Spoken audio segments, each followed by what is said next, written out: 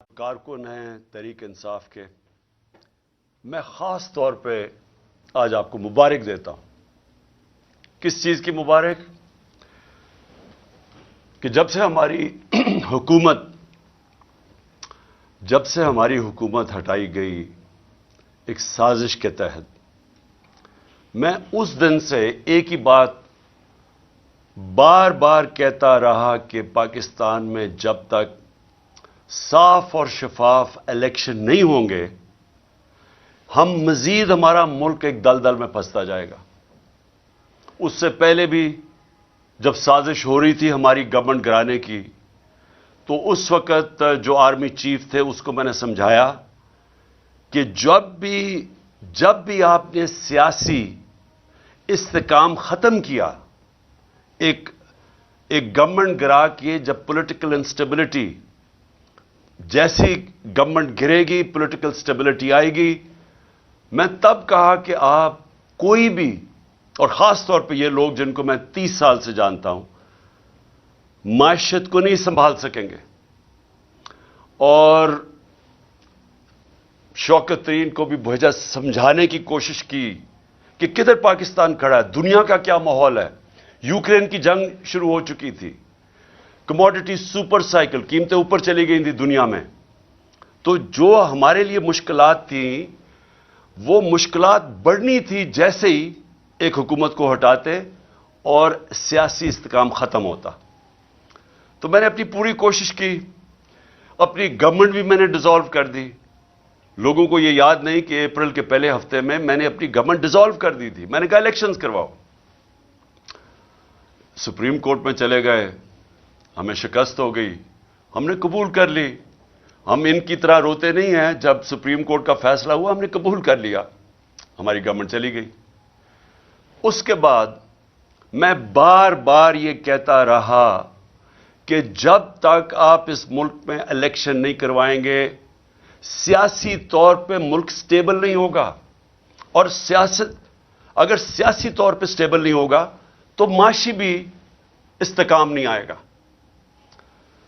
اور جیسے جیسے ہماری معیشت نیچے جاتی رہی، میں بار بار طوطے کی طرح یہ کہتا رہا کہ یہ الیکشنز کرواؤ۔ لیکن مسئلہ یہ آ گیا کہ یہ جو پی ڈی ایم کی پارٹیز تھیں، یہ بھی اور جو ان کے پیچھے ہینڈلرز تھے، دونوں ڈر گئے الیکشنز کروانے سے۔ اور وہ الیکشنز اس لیے نہیں کروا رہے تھے کہ جیسے ہی عوام کھڑی ہوتی گئی تحریک انصاف کے ساتھ، اس گورنمنٹ کے ساتھ، یعنی کبھی بھی پاکستان کی تاریخ میں ایک گورنمنٹ گرائی گئی ہو، کبھی عوام اس کے لیے نہیں نکلی۔ یعنی میں ساری تاریخ جانتا ہوں، میں تقریباً جس طرح پاکستان کے ساتھ بڑا ہوں، جب مارشل لاء بھی لگتا تھا تو لوگ آ کے مٹھائیاں بانٹتے تھے۔ جو بھی گورنمنٹ 90 کی دہائی میں گرتی تھی، لوگ مٹھائیاں بانٹتے تھے۔ تو یہ پہلی دفعہ ہوا کہ پبلک سڑکوں پہ آ گئی، لاکھوں لوگ سڑکوں کے اوپر آئے، اور انہوں نے کہا کہ یہ ہم مانتے نہیں، یہ جو سازش کر کے رجیم چینج کیا گیا۔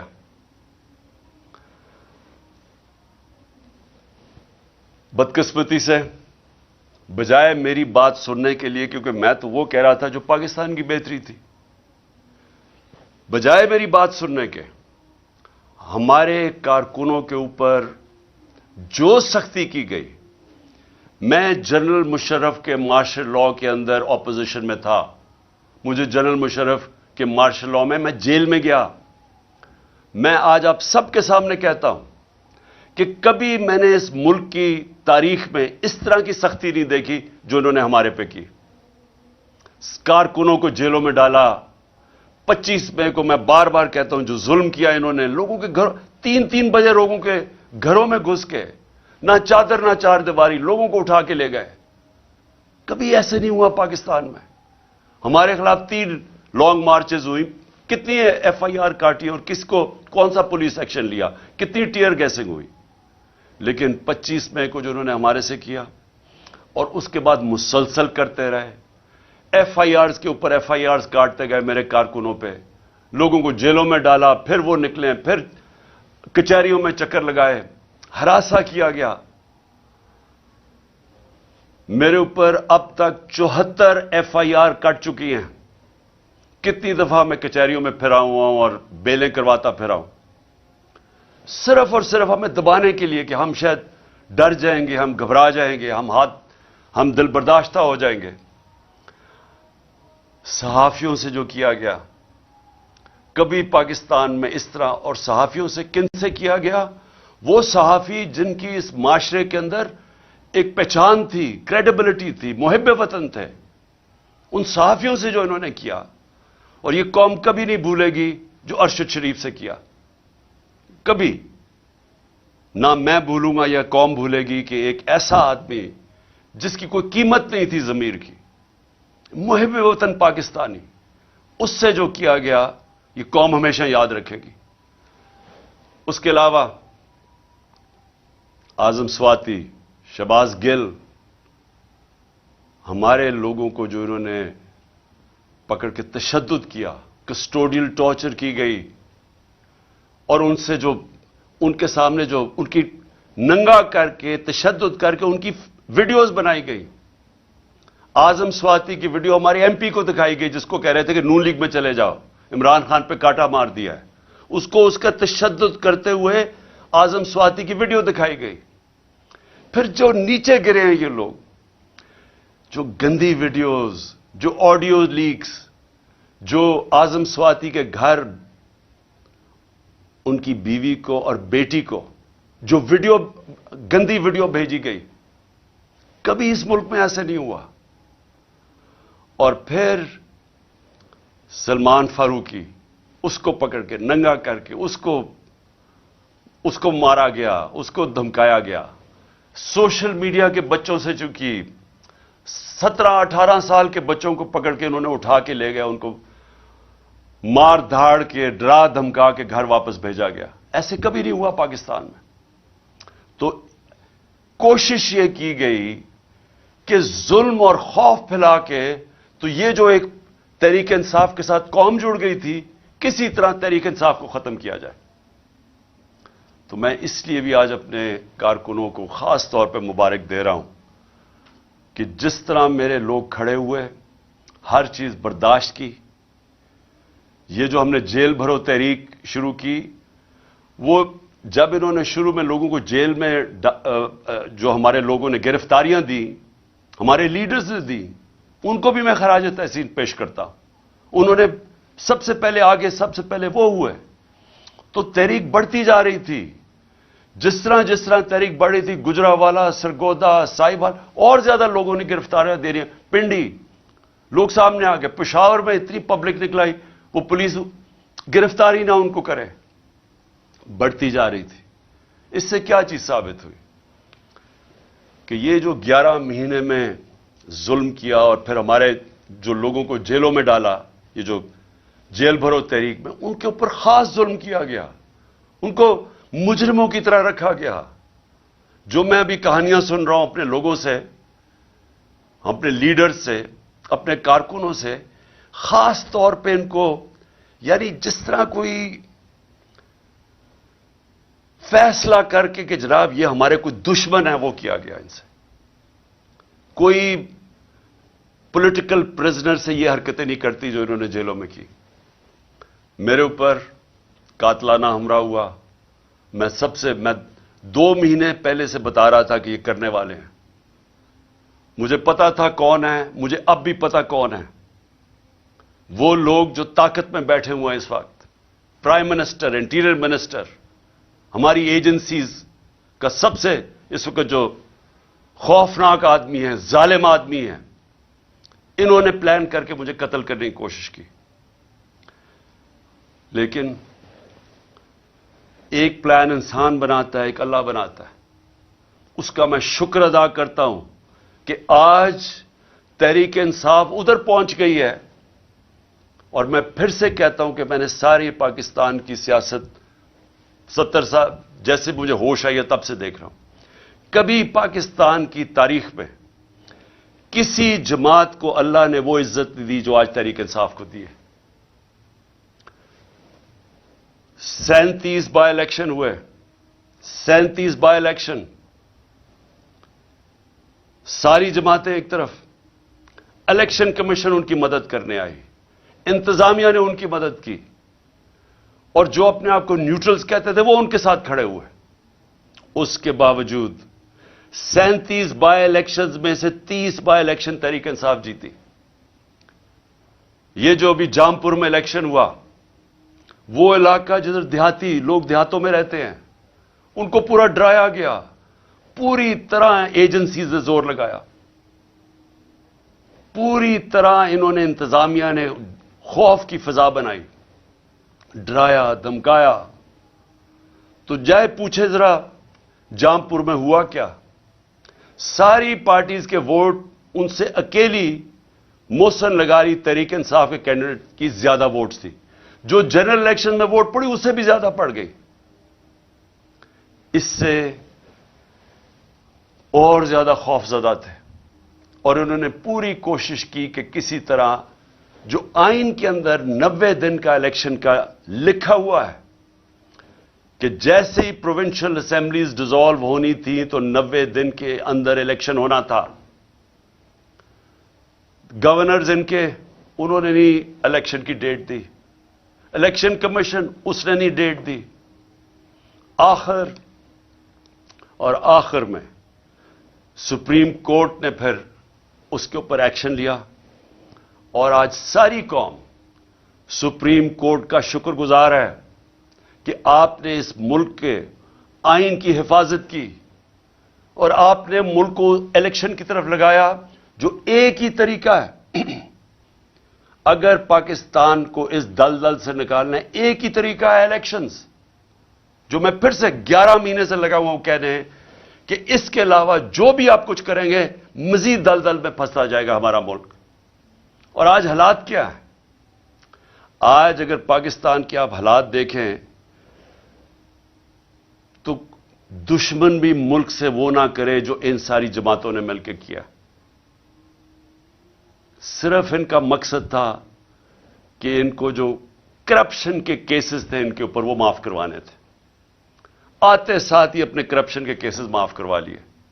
1100 ارب روپیہ، 1100 ارب روپے کے کرپشن کے کیسز معاف کروا لیے۔ میں پھر سے آپ کو بتاؤں کہ ہمارے 3.5 سال میں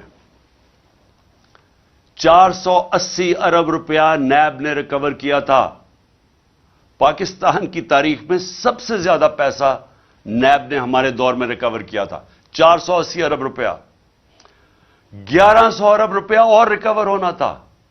انہوں نے اسمبلی میں آئے اور صرف پہلے آتے ساتھ ہی کام کیا، اس کی نیب کے قانون چینج کیا، امینڈ کیا، نیب کو ختم کیا۔ صرف اب نیب کا کام رہ گیا کہ انتقامی کارروائی اپوزیشن پہ کرے، اور نیب اب کوئی وہ جو پیسہ، جو اتنا پیسہ اس ملک کا چوری ہو واپس آنا تھا، وہ انہوں نے ہضم کر لیا۔ لیکن انہوں نے جو ملک کے ساتھ کیا ہے، اور اسی لیے یہ سب الیکشن سے ڈر رہے ہیں۔ پاکستان کی تاریخ کی سب سے زیادہ مہنگائی، یاد رکھیں انہوں نے 2 دفعہ مہنگائی مارچ ہمارے خلاف کی تھی۔ آج پاکستان کی تاریخ کی سب سے زیادہ مہنگائی ہے۔ جو ہم چھوڑ کے گئے تھے پچھلی اپریل میں، اس کے مقابلے میں جو آج انہوں نے جو پاکستان سے کیا ہے، میں پھر سے کہتا ہوں یہ کوئی دشمن بھی نہیں کر سکتا تھا اس ملک کے ساتھ۔ سب سے زیادہ پہلے میں مہنگائی کے اوپر میں اس لیے یاد کرانا چاہتا ہوں کہ گھروں کے اندر ہماری مائیں بہنیں وہ سب دیکھ رہی ہیں کہ کیا ہو رہا ہے۔ ان کو پتا ہے کہ جو کھانے، بنیادی چیزوں کی میں بات کر رہا ہوں، میں تو اور گاڑیوں کی اور بڑی چیزوں کی بات نہیں کر رہا جو ایئر لائن ٹکٹ مہنگے ہوئے، میں تو بات کر رہا ہوں جو عام گھر کے اندر آج چیزیں استعمال ہوتی ہیں، اس میں جو مہنگائی آئی ہے یہ اس ملک کی تاریخ میں نہیں آئی۔ یہ ذرا موٹی موٹی چیز ہے کہ ایک عام گھر کے اندر اپنے اگر فیملی ہے، میرے بچے ہیں، تو میں کیا، مجھے انڈے چاہیے، 135 سے انڈوں کی قیمت گئی ہے 246۔ اب دودھ استعمال ہوتا ہے۔ دودھ ایک ایسی چیز ہے جو کہ بچوں کے لیے استعمال کرنا چاہیے. دودھ کے اندر جب سے یہ آئے ہیں اس کا گیا ہے 116 سے 116 روپے لیٹر سے کیا ہے 156 روپے لیٹر. اب یاد رکھیں کہ یہ ایک عام گھرانہ جس کی تنخواہ ہے 30,000 سے لاکھ روپیہ مہینہ. اب ان کے اندر سوچیں کہ یہ جو قیمتیں میں اب بتا رہا ہوں کہ یہ وہ چیزیں جو استعمال کرتے ہیں. آٹا 20 کے جی کا آٹا ہمارے دور میں 1162 روپے, آج گیا 1705 روپے. چکن, وہ جو کبھی عام آدمی اچھے دنوں کے اندر اگر وہ گوشت کھانا چاہیں تو وہ چکن کھاتے ہیں, وہ 280 روپے سے گیا ہے 460 روپے. پھر گاڑی استعمال کرنی پڑتی ہے, پٹرول 150 روپے لیٹر سے گیا ہے 268 روپیہ. 150 روپے لیٹر سے گیا ہے پٹرول 268 روپے. ڈیزل گیا ہے 144 روپے لیٹر سے 280 روپے لیٹر. تو یہ جو عام ٹرانسپورٹ, اب اس کی وجہ سے ساری چیزیں مہنگی, جنہوں نے آفس جانا ہے, کام کرنا ہے, سب چیزیں مہنگی. گیس کی قیمت دگنی ہو گئی ہے. بجلی, اب بجلی کی قیمت جس ریٹ پہ ابھی بڑھی ہے اور جو سر چارجز لگا کے بڑھ رہے ہیں وہ تقریباً دگنی ہو گئی ہے. ٹیوب ویل, کسانوں کے لیے میں بات کر رہا ہوں, میں صرف اس لیے یہ جو موٹی موٹی چیزیں باقی میں نہیں بتاتا. کسانوں کے لیے ٹیوب ویل, اب وہ کسان ٹیوب ویل استعمال کرتا ہے, اس کو اپنی فصلیں اگانی ہوتی ہیں, اس کو جو پیسہ بچتا ہے وہ پھر واپس لگاتا ہے. لیکن ٹیوب ویل ہم نے سبسڈائز کیا ہوتا 8 روپے یونٹ. 8 روپے تھا ٹیوب ویل کا, آج وہ چلا گیا ہے 36 روپے, 4 گنا زیادہ مہنگا ہو گیا. پھر ہوا کیا, میں صرف جلدی سے یہ بتا دوں کہ آج حالات ہمارے ہیں کیا. جو روپیہ گرا ہے ہمارے 3.5 سال میں ڈالر کے مقابلے میں روپیہ گرا تھا 55 روپے 3.5 سال میں. یہ یاد رکھیں کہ ان 3.5 سال میں عالمی مہنگائی تھی, کرونا کی وجہ سے سپلائی لائنز افیکٹ ہوئی تھی, اس کی وجہ سے ساری دنیا میں مہنگائی تھی, جس کو کموڈیٹی سپر سائیکل کہتے ہیں. بجلی مہنگی, سب چیزیں مہنگی ہوگی, تیل مہنگا ہو گیا. اس وقت ہمارے وقت کے اندر اس مہنگائی کے باوجود جو پاکستان تھا اس کے مقابلے میں آج دیکھیں کہ مہنگائی آج کدھر گئی. اس پاکستان کے اندر جو ہماری اکانومی گرو کر رہی تھی 6% پہ, آج وہ 0 پہ چلی گئی ہے.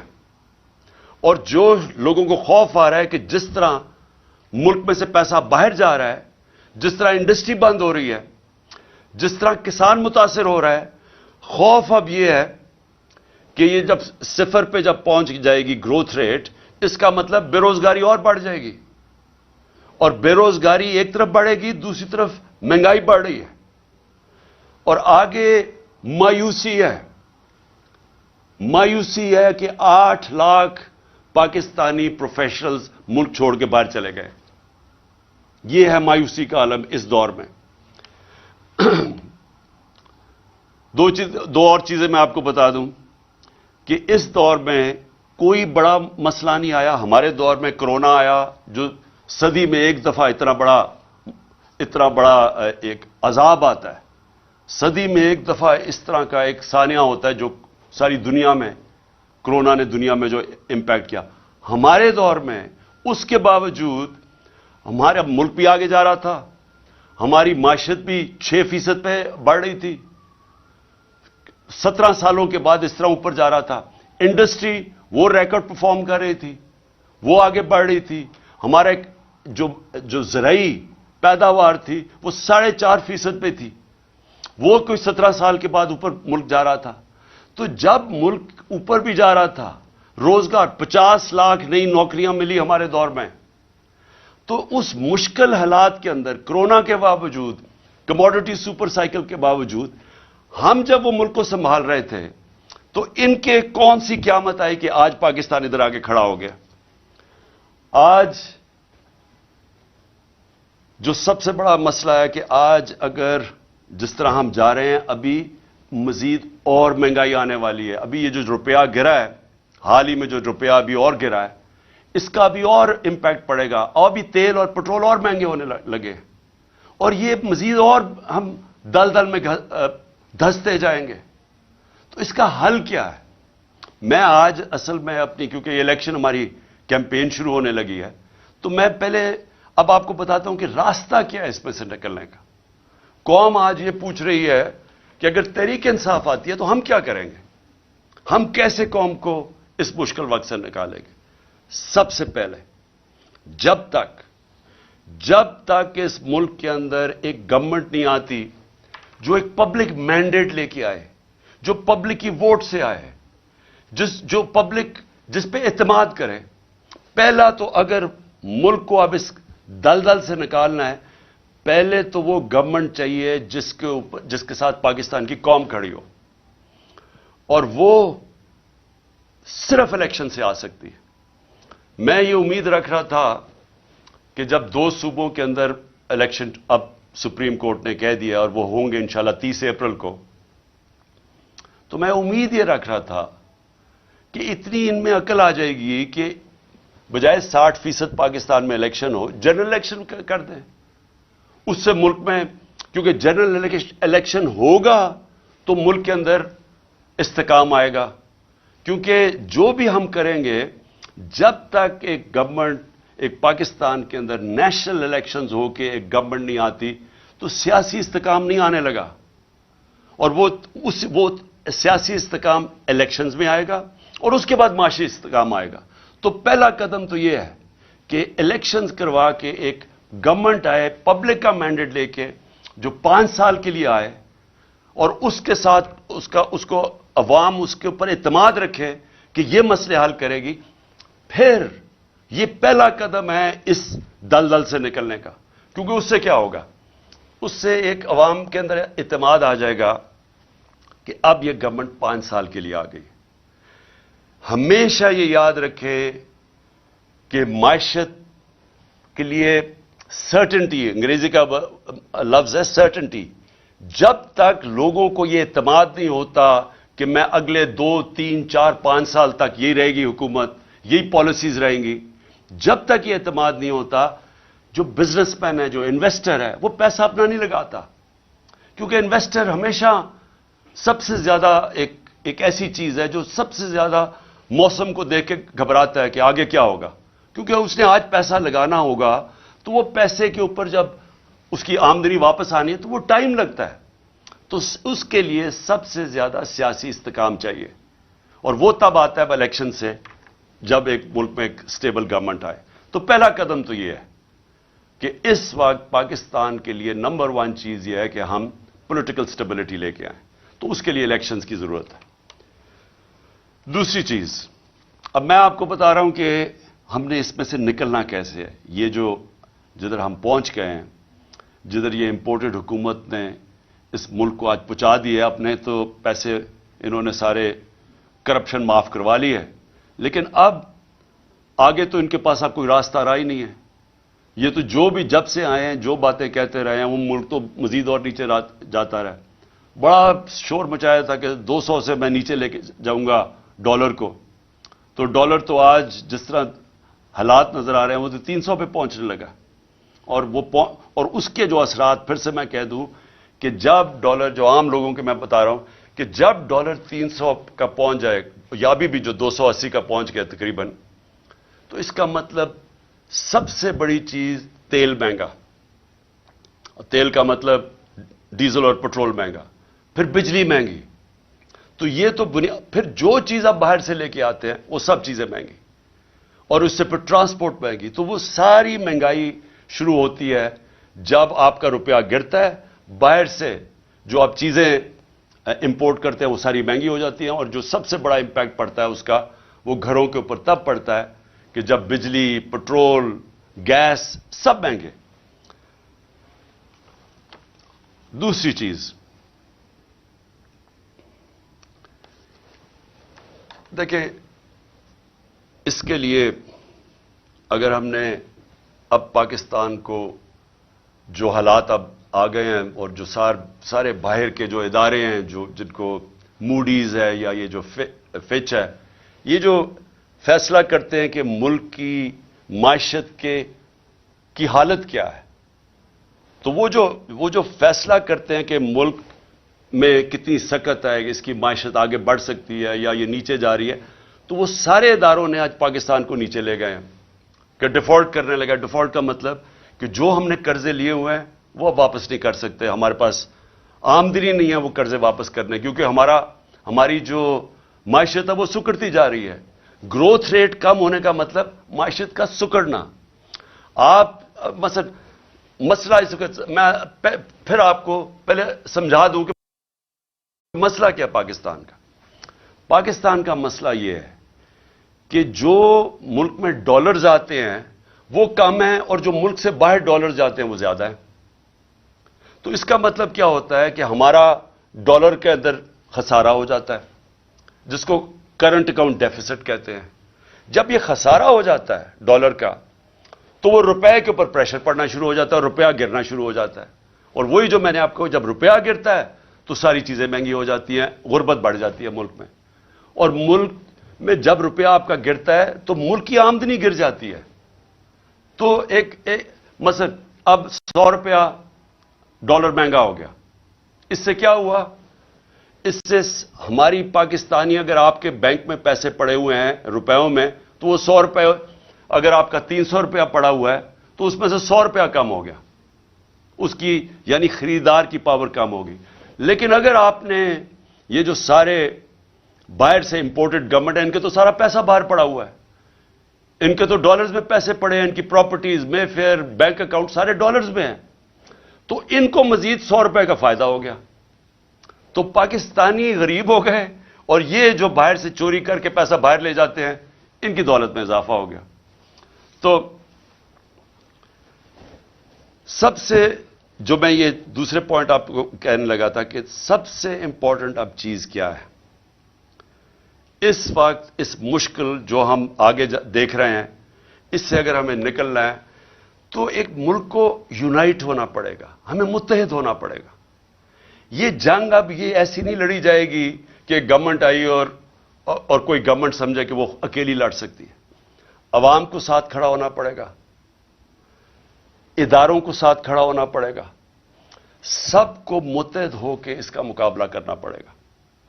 اور جب بھی دنیا کے اندر کسی قوم کے اوپر مشکل وقت آتا ہے، آپ دنیا کی تاریخ دیکھ لیں، آپ اور تو اور مثال دوسری جنگ عظیم میں 2 ملک مکمل طور پہ تباہ ہو گئے، جرمنی اور جاپان، لیکن 10 سال میں پھر کھڑے ہو گئے، کیونکہ وہ قومیں تھیں، انہوں نے مل کے مقابلہ کیا، سب اکٹھے ہوئے، ادارے، سب نے فیصلہ کیا کہ ہم نے پھر سے اپنے پیر پہ کھڑا ہونا ہے، اور کھڑے ہو گئے۔ جب قوم اکٹھی ہو جاتی ہے اس کے لیے کوئی چیز ناممکن نہیں ہوتی۔ قوم جب فیصلہ کر لیتی ہے کہ ہم نے اپنے پیر پہ کھڑا ہونا ہے، ایک غیرت مند ملک بننا ہے، کسی کے سامنے ہاتھ نہیں پھیلانا، جب اس میں خودداری آ جاتی ہے وہ پھر قربانیاں دیتی ہے، اور مشکل وقت سے نکلنے کے لیے ہمیشہ قربانیاں دینی پڑتی ہیں۔ اب میرا گھر ہے، قرضے چڑھ گئے، اب جب قرضے چڑھ گئے تو میں کیا کروں گا؟ میں اپنی آمدنی بڑھانے کی کوشش کروں گا، اور جب تک میری آمدنی بڑھتی میں اپنے خرچے کم کروں گا۔ اس کے علاوہ تو جب سے اللہ نے دنیا بنائی ہے اور کوئی دوسرا راستہ نہیں ہے۔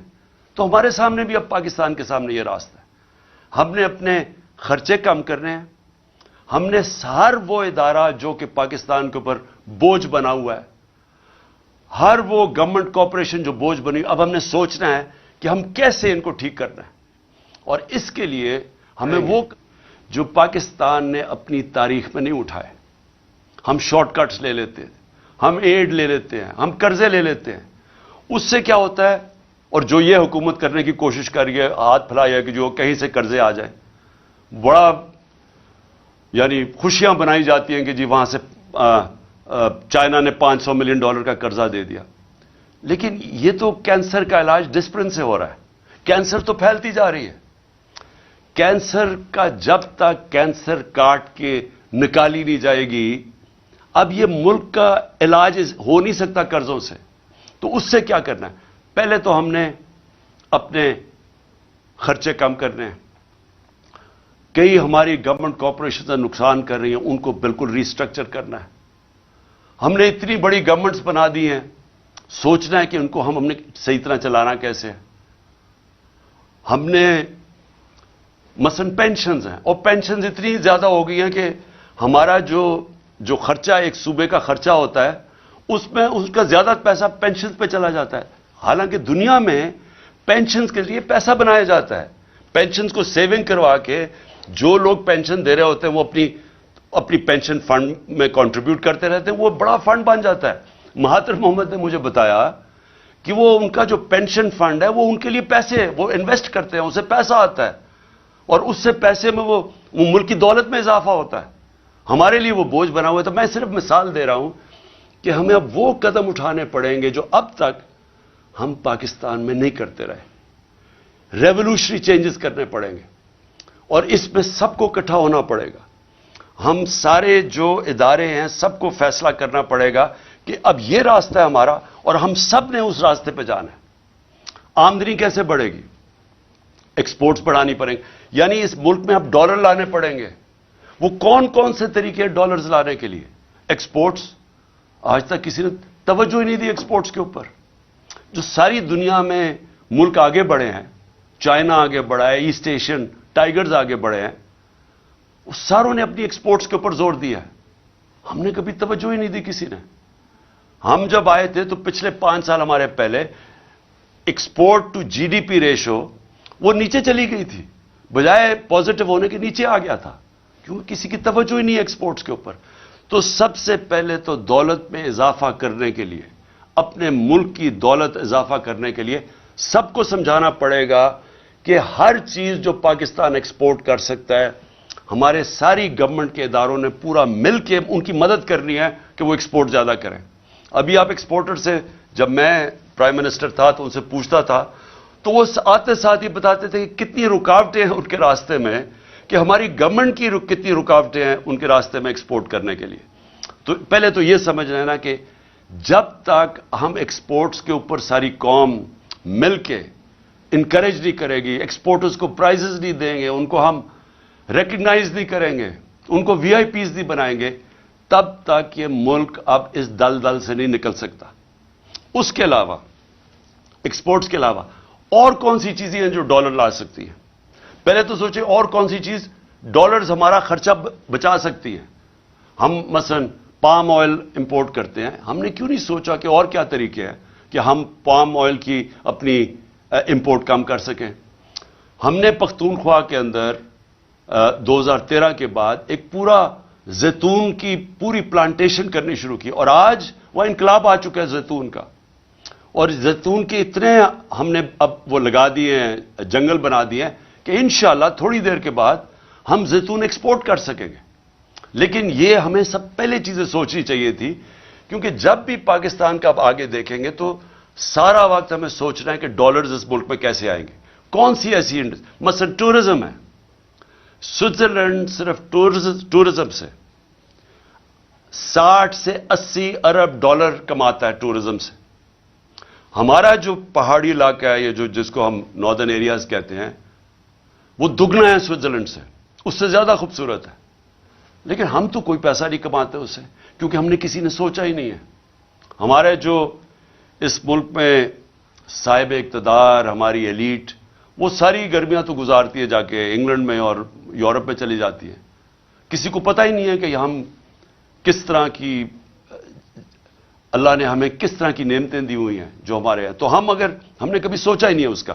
تو ایکسپورٹس بڑھانا، ٹورزم، پھر جس طرح میں نے کہا پام آئل، زیتون، ہر چیز وہ جو ہم باہر سے امپورٹ کرتے ہیں پاکستان میں ہر کچھ ہم اگوا سکتے ہیں. ہم نے کبھی اس کے اوپر نہیں سوچا. ہمارا سارا تقریباً کتنے 100 کلومیٹر کا ہمارا سمندر ہے، ادھر ہم سارا پام آئل اگا سکتے ہیں، کبھی کسی نے سوچا نہیں.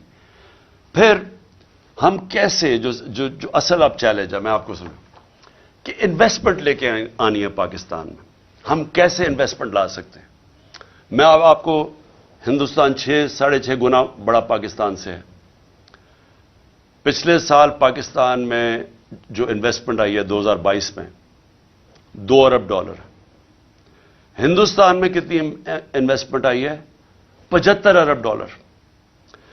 ہم جب تک ایک ملک میں انویسٹمنٹ ہی لے کے آئیں گے ہماری دولت کے اندر پھر بھی اضافہ نہیں ہوگا, کیونکہ انویسٹمنٹ جب ڈالرز میں آئے گی ہمارا جو ریزروز ہے ڈالر کے بڑھیں گے. ہمیں یہ مسئلہ نہیں آئے گا جو آج آیا ہوا ہے کہ ہمارے ریزروز ہی ختم ہو گئے, ڈالر ختم ہو گئے, روپیہ گر رہا ہے, مہنگائی بڑھ رہی ہے. کوئی پاکستان میں آج سرمایہ کاری کرنے کے لیے کیوں نہیں تیار؟ کیونکہ وہ ڈالر ہی خریدتے ہیں, اس کو ضرورت کیا جب روپیہ گر رہا ہے. باہر سے بھی کسی کو اعتماد نہیں ہے. تو تب جب انویسٹمنٹ جب تک پاکستان میں ہم نہیں لے کے آئیں گے صحیح معنی میں ہماری دولت میں اضافہ نہیں ہوگا. ہم نے ٹیکنالوجی زونز بنائے, ہم نے ایکسپورٹ زونز بنائے, ہم نے خاص طور پہ یہ بنائے اس لیے کہ جو باہر سے ہمارے ملک میں انویسٹ کرنا چاہتا ہے ادھر ہم نے ان کے لیے کنسیشنز دی, ہم نے ٹیکس بریکس دیے تاکہ وہ آئیں اور یہاں انویسٹ کریں. بدقسمتی سے جو ہمارا سب سے ہمسایہ چائنا وہ 2 سال بند ہو گیا کرونا کے اندر. جب کرونا آیا تو چائنا کے اندر تقریباً آنا جانا مشکل ہو گیا, ان کے کوارنٹین کے اتنے مشکل لاز تھے. تو وہ ہم نے وہ 2 سال مس کر دیے. لیکن فیوچر کے اندر ٹیکنالوجی زونز اور ایکسپورٹ زونز جو ہم نے مختص کیے ہوئے علاقے, ان کے اندر جس طرح چائنا جب آگے بڑھا تھا تو اس نے انوائٹ کی تھی انڈسٹری جو ان کی ایکسپورٹ زونز کے اندر آ کے انہوں نے پھر ایکسپورٹ شروع کی, اور اسی طرح چائنا کی یہ 30-35 سال پہلے انہوں نے کی اور آج کہاں سے کہاں پہنچ گیا.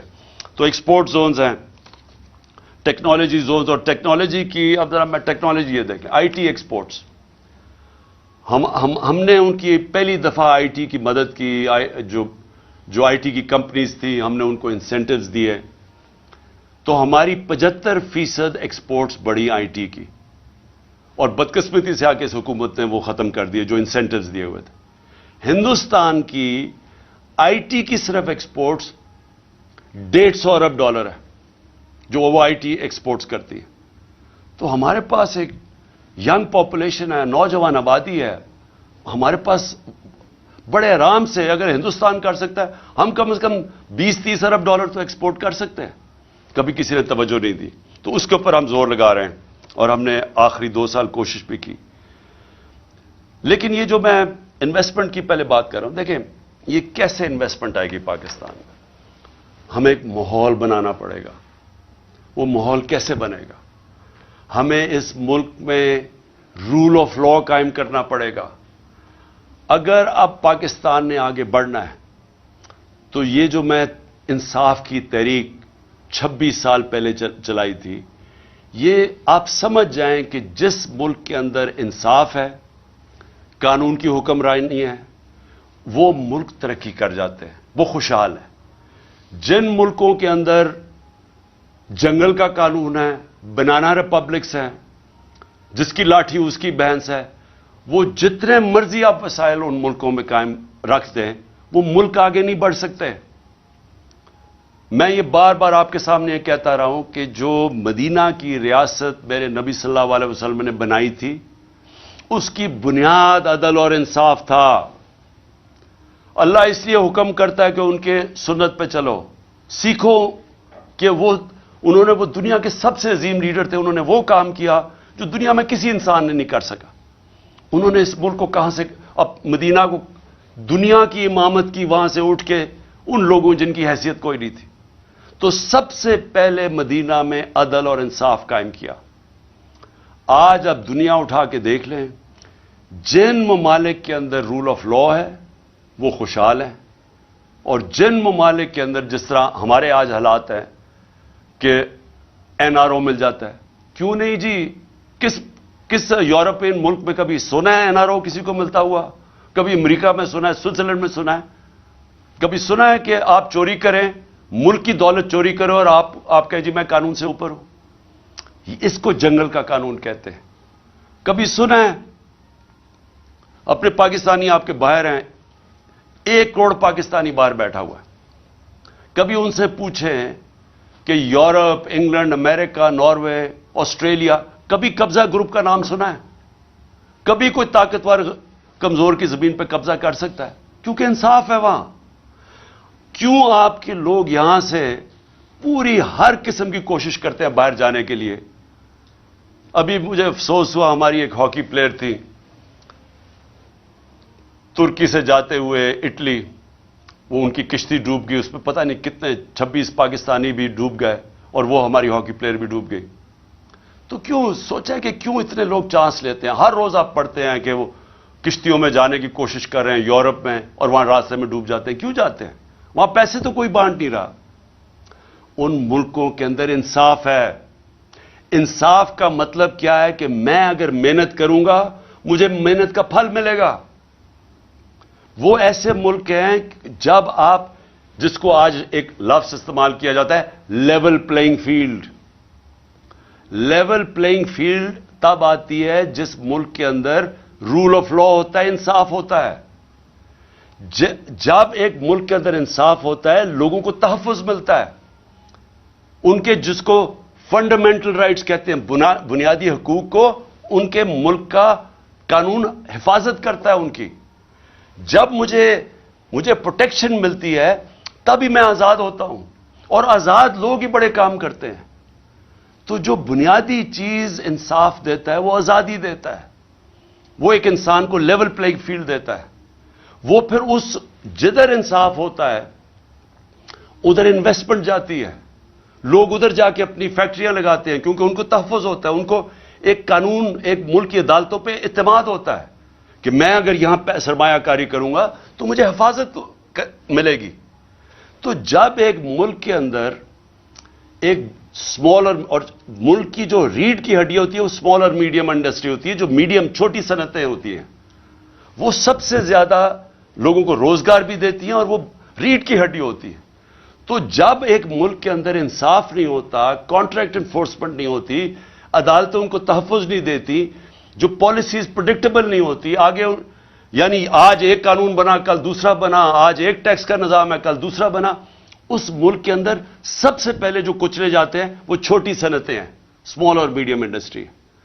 اور جب ایک ملک میں انصاف، کانٹریکٹ انفورسمنٹ، لوگوں کو تحفظ دیتے ہیں، وہ پھر ترقی کرتے ہیں ملک، ادھر خوشحالی آتی ہے. شیر شاہ سوری کی اگر آپ کہانی پڑھیں، وہ ہندوستان کا سب سے عظیم، ایک بڑے بڑے ہندوستان کے حکمرانوں میں سے ایک شیر شاہ سوری تھا. تو اس کی اگر اس کی جب زندگی پڑھیں تو شروع کدھر سے ہوا تھا؟ اس کے باپ کی جاگیر تھی، باپ نے اس کو کہا کہ جاگیر سنبھالو. یہ بہار کے اندر جاگیر تھی. اس نے وہ جاگیر کے اندر سب سے پہلے کام کیا؟ اس نے جو بڑے بڑے ڈاکو تھے ان ساروں کو ختم کیا. اس نے اپنے جاگیر کے اندر قانون کی حکمرانی قائم کر کے لوگوں کو تحفظ دیا. جو سارے ارد گرد کی جاگیروں کے جو صنعت کار تھے، جو سرمایہ کار تھے، وہ سارے اس کی جاگیر میں آ گئے. انہوں نے وہاں جا کے پیسہ لگانا شروع کر دیا، وہ سب سے خوشحال ہو گئی. ادھر سے شیر شاہ سوری کا نام اوپر آیا. تو آج بھی اگر آپ سوئٹزرلینڈ چلے جائیں، یورپ چلے جائیں، جو میں نے دیکھا ہے، وہاں پیسے نہیں لوگ بانٹ رہے. ہمارے لوگ اس لیے جاتے ہیں کہ وہاں کا نظام ایسا ہے کہ جو محنت کرے گا اس کو فائدہ ہوتا ہے، اور وہاں کوئی تنگ نہیں کرتا، کوئی قبضے نہیں کرتا، کوئی طاقتور آ کے اس کو کوئی رشوت نہیں مانگتے ہر دوسرے دن لوگ. دبئی میں چلے جائیں، دبئی میں آپ پوچھیں ذرا پاکستانیوں سے کہ کس طرح، کیوں آپ پاکستان میں نہیں بزنس کرتے، کیوں دبئی چلے گئے ہیں؟ تو وہ پوچھیں، وہ آپ کو بتائیں گے کہ کوئی تنگ نہیں کرتا ان کو پتہ ہے یہ ٹیکس ہے، اتنا دو، آرام سے محنت کرو، کام کرو، آپ کو فائدہ ہوگا. تو جو سب سے ضروری چیز پاکستان میں قانون کی حکمرانی قائم کرنا ہے، ہم نے رول آف لا قائم کرنا ہے. یہ مجھے بڑے لوگوں نے میرے سے پوچھا کہ جی یہ آپ کیسے قائم کریں گے؟ یہ میں 26 سال سے کوشش کر رہا ہوں.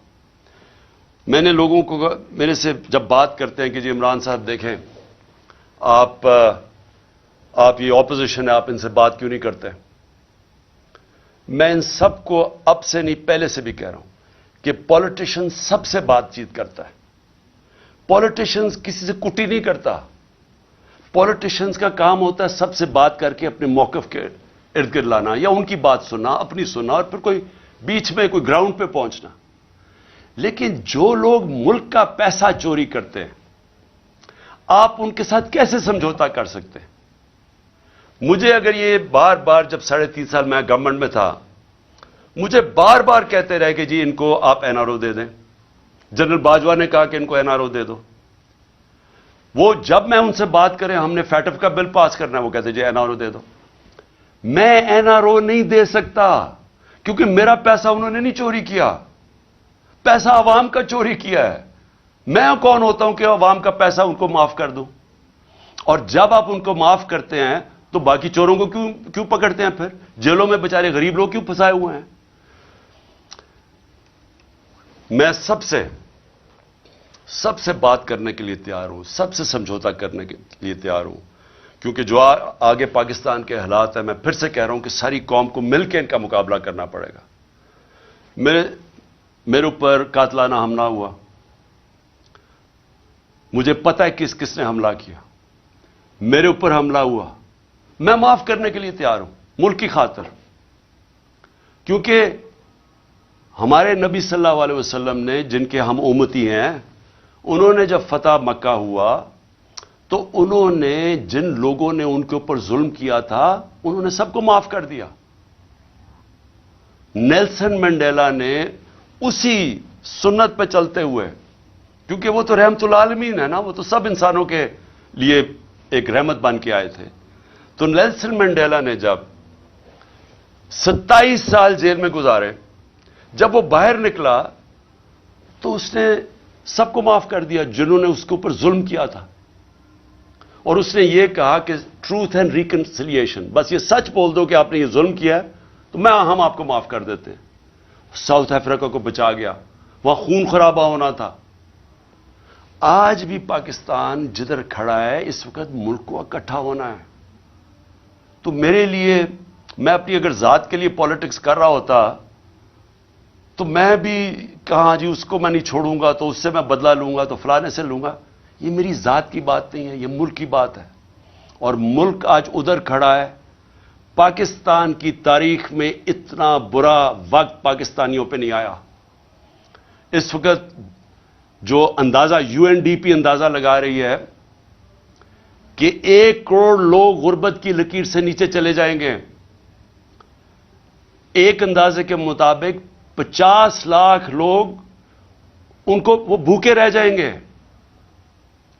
جو آج کل حالات ہے تو ہم سب کی ذمہ داری ہے کہ اپنے ملک کے لوگوں کی جو اس وقت مشکل حالات میں ہیں، جو مہنگائی میں وہ حالات ہیں جو کبھی پاکستان میں نہیں تھے، ہمیں ان کو سامنے رکھنا ہے، اپنی ذات کے اوپر نہیں آنا. ان کے لیے ہمیں ملک کو اکٹھا کرنا ہے. ہم نے آگے اس ملک کو پیر پہ کھڑا کرنا ہے تو شروع ادھر سے ہوگا جدھر ایک سارے ادارے مل کے اب فیصلہ کریں. عدلیہ، ہماری عدلیہ کا بہت بڑا رول ہے. جوڈیشل ریفارمز چاہیے. ہم اپنی عدلیہ کے اندر ریفارمز کریں تاکہ انویسٹر آئے. سب سے زیادہ پاکستان کا اثاثہ میرے پاکستانیوں یاد رکھیں اوورسیز پاکستانی ہیں. یہ جو آپ کے تقریباً 1 کروڑ پاکستانی باہر بیٹھا ہوا ہے، ان کا پیسہ ڈالروں میں کمایا جا رہا ہے. یہ اتنا بڑا اثاثہ ہے کہ ہم تھوڑی عقل استعمال کر لیں، ملک میں ماحول ٹھیک کر دیں، جس کو کہتے ہیں انویسٹمنٹ انوائرمنٹ ٹھیک کر دیں، ایز آف ڈوئنگ بزنس کر دیں. ہم ان کے لیے رکاوٹیں کم کر دیں. ہم اپنی بیوروکریسی کو، سول سروس کو، اپنی عدلیہ کو، اپنی فورن مشنز جو بیٹھی ہوئی ہیں، ہماری جو فورن ایمبیسیز ہیں، سب کو لگا دیں کہ ہم نے ان کو سہولتیں دینی ہیں پاکستان میں، تاکہ یہ اب پاکستان میں سرمایہ کاری کریں. آپ کو اندازہ نہیں کہ اس ملک میں کتنا پیسہ آ سکتا ہے. جو ہم تھوڑے تھوڑے ڈالرز کے لیے ذلیل ہو رہے ہیں دنیا میں، ایک دفعہ بیرون ملک پاکستانیوں کے لیے ہم ماحول بنا دیں، اس ملک میں اتنا پیسہ آ سکتا ہے، ڈالرز آ سکتے ہیں کہ ہمیں کبھی IMF کے پاس جانا نہ پڑے. آپ کو میں ابھی بلومبرگ ایک وہ میگزین ہے بلومبرگ، اس میگزین کے اندر، کیونکہ دنیا کے اندر دنیا کے جو ملک ہیں ان کی معیشت کے اوپر وہ کامنٹ کرتی ہے.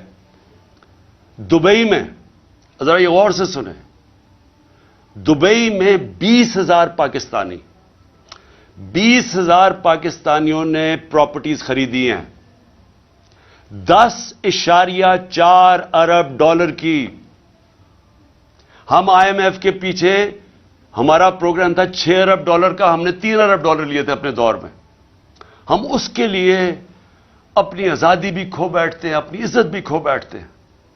صرف 20,000، یاد رکھیں 1 کروڑ پاکستانی باہر ہے، 20,000 پاکستانیوں نے دبئی میں 10.4 ارب ڈالر کی پراپرٹی خریدی ہے۔ تو وہ پہلے تو پوچھیں وہ دبئی میں کیوں خرید رہے ہیں؟ اور وہ تو یہاں سے پیسہ باہر جا رہا ہے نا۔ ہمیں پتہ ہے کہ یہاں بڑے بڑے جو بدقسمتی سے یا طاقتور لوگ جو یہ پیسہ چوری کرتے ہیں وہ سارا باہر بھیج دیتے ہیں۔ یہ جو سارے مے فیئر کے فلیٹ اور یہ سارا یہاں کا چوری کیا ہوا پیسہ گیا ہوا ہے۔ تو میں تو صرف دبئی کی بات کر رہا ہوں، میں تو یورپ کی نہیں بات کر رہا، میں امریکہ کی نہیں بات کر رہا، میں انگلینڈ کی بات نہیں کر رہا، لندن میں کتنی پراپرٹیز ہے پاکستانیوں کی اس کی بات نہیں کر رہا، میں تو صرف دبئی کی بات کر رہا ہوں۔ سوچیں پاکستانیوں کا یہ تو ملک سے باہر پیسہ جا رہا ہے۔ یہ سوچ لیں کہ ان 1 کروڑ پاکستانیوں میں سے اگر 5 لاکھ پاکستانی فیصلہ کریں پاکستان میں سرمایہ کاری کرنے کا، میں آپ کو یقین دلاتا ہوں کہ پاکستان کے ڈالر کا مسئلہ حل ہو جائے گا۔ لیکن اس کے لیے رول آف لا، قانون کی حکمرانی، وہ ماحول بنانا پڑے گا جس میں ان کے لیے آسانیاں ہم پیدا کریں تاکہ وہ پیسہ اپنا لے کے آئیں۔ اور یہ دنیا میں جب ویتنام، یہ جو ملک آگے بڑھے ہیں، ان ساروں نے ماحول پیدا کیا جدھر سے باہر سے انویسٹمنٹ آئی، لیکن ان کے پاس ان کے لوگوں نے نہیں کی، انہوں نے تو چائنیز انویسٹمنٹ لے کے آئے ویتنام میں۔ ہمارے پاس تو یہ ہمارا اثاثہ بیٹھا ہوا ہے، ہم نے صرف ماحول ٹھیک کرنا ہے، ہم نے ان کے لیے آسانیاں پیدا کرنی ہیں، ہم نے اس ملک کے اندر انصاف قائم کرنا ہے۔ اور انصاف کا مطلب قانون کے سامنے سب ایک برابر۔ جب تک یہ نہیں ہوگا یہ ملک آگے نہیں بڑھ سکتا۔ میں آپ کو بار بار نبی صلی اللہ علیہ وسلم کی جو حدیث ہے کہ تمہارے سے پہلے بڑی قومیں تباہ ہوئی، جب طاقتور چوری کرے اسے نہ پکڑو اور کمزور کو جیلوں میں ڈالو، وہ قوم تباہ ہو جاتی ہے۔ یہ ہماری تباہی کا سب سے بڑا مسئلہ آج یہ ہے کہ طاقتور چوری کر کے کہتا ہے این آر او دے دو، نہیں تو ہم تمہاری گورنمنٹ نہیں چلنے دیں گے، اور ہم صرف چھوٹے چوروں کو جیل میں ڈالتے ہیں، ملک تباہ ہو جاتا ہے۔ تو سب جو ان ساری چیزوں کو ایک اگر پوائنٹ سب سے زیادہ وہ ہے قانون کی حکمرانی، رول آف لا۔ تو آخر میں اور اس میں اور میں بتا دوں، ہم ٹیکس ریفارمز کر رہے تھے، ہم ایف بی آر کو ٹھیک کر رہے تھے، ٹیکنالوجی لے کے آ رہے تھے، ہم نے ٹریک اینڈ ٹریس سسٹم بنا دیا تھا، ہم نے آرٹیفیشل انٹیلیجنس کے ذریعے ہم نے 35 ملین ٹیکس پیئرز کو آئیڈینٹیفائی کیا تھا جو مزید جو ٹیکس نہیں دے رہے تھے لیکن ان کے پاس وسائل تھے، تو ہم نے آرٹیفیشل انٹیلیجنس کے ذریعے ان کو آئیڈینٹیفائی کیا تھا، اور آہستہ آہستہ ہمارے پاس تو ابھی صرف 20-25 لاکھ ٹیکس پیئر والے لوگ ہیں، 22 کروڑ میں صرف 25 لاکھ لوگ ٹیکس دیتے ہیں۔ تو ہم نے یہ جو تقریباً 3.5 کروڑ لوگوں کو آئیڈینٹیفائی کیا تھا، اگر ہم ان کو ٹیکس میں لے آئیں تو ہماری آمدنی میں اور اضافہ ہو جائے گا، ہماری انویسٹمنٹ آ جائے، ڈالرز آ جائیں گے، ہماری ایکسپورٹس آہستہ آہستہ جو ہم بڑھا رہے تھے اور ان کو انسینٹیوائز کریں اس میں ڈالرز میں اضافہ ہو جائے گا۔ تو آخر میں اور پھر مدنیات، ہم نے کبھی اس کے اوپر زور ہی نہیں دیا۔ ایک تو بڑا غلط کیا کہ سارے صوبوں کے اندر منرلز کی جو ڈپارٹمنٹ ہے وہ ادھر ڈال دی، ان کے پاس کیپیسٹی نہیں ہے۔ اتنا زیادہ پوٹینشیل ہے پاکستان مدنیات یا منرلز کو ہم بیچ کے، ہم نے اس میں بھی ایسٹیمیٹ کیا ہم اور ڈالرز لا سکتے ہیں پاکستان کے اندر۔ تو آخر میں انشاءاللہ اگلے ہفتے میں اپنا پہلا جلسہ کر رہا ہوں اور میں آغاز کر رہا ہوں اپنی الیکشن کیمپین کا۔ میں اپنی ساری اب خیبر پختونخوا اور پنجاب میں سارے اپنی پارٹی کو کہنا چاہوں گا تیاری کر لیں۔ میں انشاءاللہ اگلے ہفتے 10 دن، زیادہ سے زیادہ 2 ہفتے تک ٹکٹ سارے بانٹ دوں گا۔ میں اب خود ٹکٹس کا میں آپ کو یہ بتا دوں کہ اس باری میں خود ٹکٹس دے رہا ہوں. ٹکٹس میں اس لیے خود دے رہا ہوں کہ مجھے آخری دفعہ پتہ چلا پچھلی باری کہ ہمارے ٹکٹس کے بکے ہیں ہمارے غلط کینڈیڈیٹس کو پیسے لے کے بنایا گیا. تو اس لیے میں اب کسی پہ نہیں چھوڑ رہا, سارے میں خود تفتیش کر رہا ہوں. میں خود بیٹھ کے ٹکٹس دوں گا, خود میں انٹرویو کر رہا ہوں لوگوں کو, اور آہستہ آہستہ بلاؤں گا لوگوں کو انٹرویوز کے لیے. لیکن اگلے ہفتے 2 ہفتے تک انشاءاللہ میں ٹکٹس تقریباً سارے دے چکا ہوں گا. جن لوگوں کو ٹکٹس نہیں ملیں گے, میں آپ کو یہ کہنا چاہتا ہوں کہ اس کے بعد پنجاب میں ہم نے سیدھا بلدیاتی الیکشن کروا دینا, تو انشاءاللہ ہم ان کو وہاں اکوموڈیٹ کر لیں گے. اور دوسری چیز کہ اس باری میں پارٹی ڈسپلن کے اوپر سختی سے کہنا چاہتا ہوں کہ اب تک تو جو ہمارے تحریک انصاف اگر ایک کو ٹکٹ نہیں ملتا تو وہ انڈیپینڈنٹ کھڑا ہو جاتا ہے. اس باری ہم نے یہ نہیں کرنا, کیونکہ یہ پاکستان کی تاریخ کا سب سے اہم الیکشن ہے. اس کے لیے اگر جو پارٹی ڈسپلن توڑے گا فوری طور پہ ہم اس کو پارٹی سے نکال دیں گے. اور میں اس لیے کہہ رہا ہوں کیونکہ میں پوری اپنی دیانتداری سے کوشش کر رہا ہوں, اور میں آپ کو یہ کہتا ہوں کہ کسی قسم کی نہ میں نے سفارش آج تک سنی ہے, نہ مجھے کسی قسم کی کوئی لالچ کوئی دے سکتا ہے. تو میں اپنی پوری دیانتداری سے ٹکٹس دوں گا, اور میں پھر سے کہتا ہوں کہ اگر کوئی کسی نے پھر کھڑا ہو گیا تو ہم اس کو اس باری پارٹی سے نکال دیں گے. ہفتے کو پہلا میرا جلسہ ہے, اور مجھے یہ پتہ ہے کہ اس وقت ایک پلان بنا ہوا ہے. پھر سے آپ کو پہلے بھی میں نے بتایا تھا, جب میرے اوپر وزیر آباد میں اٹیک ہوا تو مجھے اس سے پہلے میں کہہ بیٹھا تھا کہ میرے اوپر حملہ ہوگا, اور اس باری پھر مجھے پتا کہ پلان بنایا ہوا ہے. اور مجھے یہ بھی پتا ہے کہ کون لوگ ہیں جو اس کے پیچھے ہیں. لیکن مجھے ایک بڑی خوشی ہوئی کہ میں نے یہ دیکھا کہ ان 11 مہینے میں نے اپنی پارٹی کو بدلتے دیکھا. ہماری پارٹی کو سارے کہتے تھے کہ جی ممی ڈیڈی پارٹی ہے, یہ تو جی بیچارے کوئی مشکل برداشت ہی نہیں کر سکتے. لیکن میں نے جو اپنی پارٹی کو بدلتے دیکھا, 25 مئی کو انہوں نے یہ جو ایک بدماش ہے ان کا انٹیریئر منسٹر, اور یہ جو سارے مل کے انہوں نے ہمارے اوپر ظلم کیا, اور ان کا یہ خیال تھا کہ اب پارٹی بالکل بیٹھ جائے گی, اب یہ نہیں کھڑی ہوتی. لیکن پارٹی پھر سے کھڑی ہوئی, اور لوگ شوق میں چلے گئے, ہکا پکا رہ گئے کہ کیسے کوئی کر سکتا ہے جمہوریت کے اندر جو انہوں نے ہمارے پہ ظلم کیا تھا. اس کے باوجود اور ڈرایا دھمکایا, اعظم سواتی کو جب مار رہے تھے اس کو کہہ رہے تھے کہ یہ عمران خان کو بتانا, اس سے ہم یہ کریں گے. وہ اعظم سواتی اور یعنی ان کا اور عزم مضبوط ہو گیا. اور اس کے بعد ابھی جو ہمارے لوگ جیلوں میں گئے, میں ابھی جیلوں والے لوگوں سے بات کر رہا تھا جو واپس آئے, انہوں نے خاص طور پہ فیصلہ کیا کہ ان کو دبانا, ان کو سبق سکھاؤ. مجرموں سے زیادہ انہوں نے ہمارے اوپر سختی کی جیلوں کے اندر. اس کے جو میں نے اب ان لوگ اپنے کارکنوں کو دیکھا جو نکلے ہیں, وہ اور زیادہ پورا عزم ہے. اس لیے اب مجھے ایک چیز ہو گیا کہ اگر عمران خان کو کچھ ہو بھی جاتا ہے تو یہ وہ پارٹی بن گئی ہے, یہ اس ملک کا نوجوان میں وہ شعور آ گیا ہے, وہ تیار ہو گیا کہ اب کبھی بھی انشاءاللہ اس ملک کو حقیقی آزادی کی طرف کوئی بھی روک نہیں سکتا. یہ وہ قوم, میں ایک دن اللہ سے دعا کرتا تھا کہ کیونکہ میں باہر کے ملک دیکھتا تھا سارے, اور میں دیکھتا تھا ان کو کہ وہ آزاد لوگ تھے, وہ لوگ آزاد تھے, اور آزاد لوگوں کی پرواز اوپر ہوتی ہے. اور میں ہمیشہ دیکھتا تھا کہ ہم ایک دبے ہوئی قوم ہیں, ہم ایک ہی پولیس کا دبکہ آ جائے کہ یہ جیل میں ڈال دیں گے تو اس سے دیکھ کے ڈر جاتے تھے, کیونکہ ہم کبھی حقیقی معنی میں آزاد نہیں ہوئے. اب میں ایک آزاد قوم کو ابھرتے دیکھ رہا ہوں. میں اپنے نوجوانوں کو لا الہ الا اللہ کا مطلب سمجھتے دیکھ رہا ہوں. لا الہ الا اللہ انسان کو غیرت دیتا ہے, خودداری دیتا ہے. یہ جو خوف کا سب سے بڑا جو غلامی انسان کرتا ہے, وہ خوف کی بت کی غلامی کرتا ہے. میں نے اس سے آزاد ہوتے دیکھا لوگوں کو. اس لیے مجھے یہ فکر نہیں ہے کہ جو بھی آگے راستہ ہوتا ہے, مجھے پتہ ہے کہ جو یہ اب قوم نکل رہی ہے, اب اس کو کوئی غلام نہیں بنا سکتا.